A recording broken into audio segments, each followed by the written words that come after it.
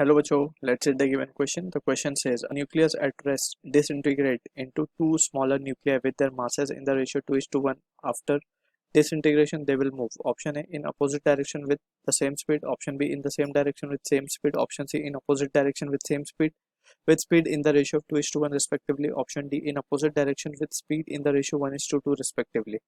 So इस question के लिए जो key concept यहाँ पे we need to understand is the concept of conservation of momentum and precisely conservation of linear momentum की हम बात कर रहे हैं यहाँ पे. तो let's try to understand this. सबसे पहले तो हम ये समझ लेते हैं कि we can apply this conservation of linear momentum when there is no external force acting on the system. So यहाँ पे अगर हम देखें तो हमें बोला गया एक न्यूक्लियस है जो रेस्ट पर है इनिशियली और वो डिसइंटीग्रेट हो गया इनटू टू स्मॉलर न्यूक्लियर. हम मान लेते हैं इसका मास है 3m and it has been disintegrated into two smaller nuclear.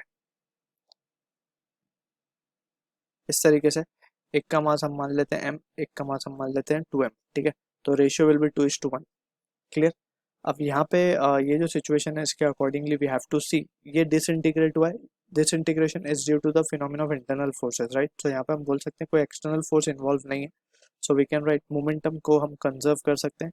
Initially जो है the nucleus was at rest, तो इनिशियल मोमेंटम हम क्या लिख सकते हैं, initial momentum will be equal to final momentum. इस तरीके से by conservation of momentum initially it was at rest, so initial momentum will be 0. Finally we can see अगर momentum initially 0 है तो finally भी इसे 0 होना होगा. तो हम मान लेते हैं कि let's suppose this is moving with velocity some v1 bar and मान लेते हैं कि ये कुछ velocity v2 bar से चल रहा है इस तरफ. ठीक है, तो अब हम यहाँ पे देख सकते हैं, ध्यान से हम इसको लिखेंगे mv1 bar plus mv2 bar.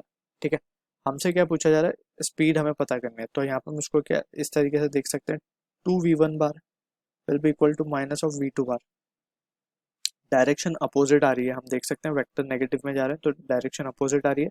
And एक का स्पीड का रेशियो अगर हम देखें 2:1 में स्प्लिट हुआ, तो स्पीड का रेशियो अगर हम देखें तो इट विल बी, उसको हम इस तरीके से लिख सकते हैं v1/v2. जैसे हम मैग्नीट्यूड की बात करें रेशियो निकालने के लिए तो v1/v2 will be equal to 1/2.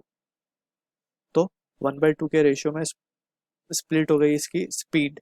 ठीक है, and both are moving in opposite direction. So in opposite direction with speed ratio 1:2 respectively. क्योंकि 2:1 था तो ये 1:2 हुआ है. So this is the answer for the question. I hope you understood the solution. All the best.